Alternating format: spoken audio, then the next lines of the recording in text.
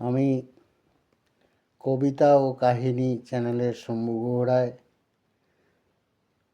সমস্ত শ্রোতা ও দর্শক বৃন্দদের কাছে জানাচ্ছি অতি দুঃখের সঙ্গে যে আমি গত 22/11/25 থেকে সাগর দত্ত হসপিটালে শারীরিক অসুস্থতার জন্য ভর্তি ছিলাম এবং দীর্ঘদিন ধরে আপনাদের কোনো ভিডিও আমি পরিবেশন করতে পারিনি। এর জন্য আমি খুব দুঃখিত।